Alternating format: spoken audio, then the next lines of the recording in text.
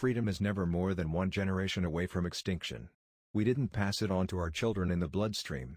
The only way they can inherit the freedom we have known is if we fight for it, protect it, defend it, and then hand it to them with the well-fought lessons of how they in their lifetime must do the same.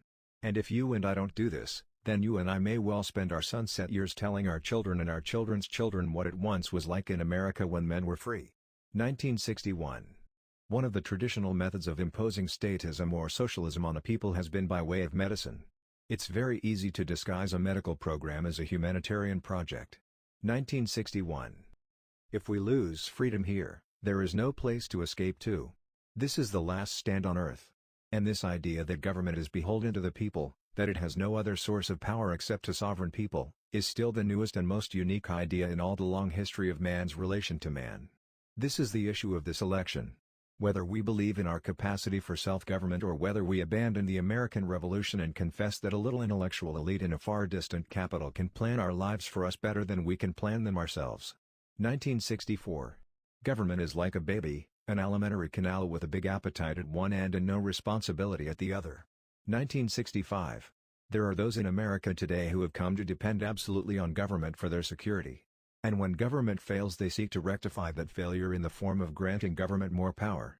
So, as government has failed to control crime and violence with the means given it by the Constitution, they seek to give it more power at the expense of the Constitution. But in doing so, in their willingness to give up their arms in the name of safety, they are really giving up their protection from what has always been the chief source of despotism, government. 1975. The size of the federal budget is not an appropriate barometer of social conscience or charitable concern. 1981. If we look to the answer as to why for so many years we achieved so much, prospered as no other people on earth, it was because here in this land we unleashed the energy and individual genius of man to a greater extent than has ever been done before. Freedom and the dignity of the individual have been more available and assured here than in any other place on earth. 1981. In this present crisis, government is not the solution to our problem, government is the problem.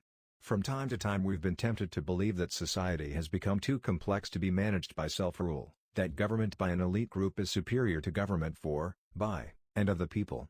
Well, if no one among us is capable of governing himself, then who among us has the capacity to govern someone else? 1981. We are a nation that has a government, not the other way around. And this makes us special among the nations of the earth. Our government has no power except that granted it by the people.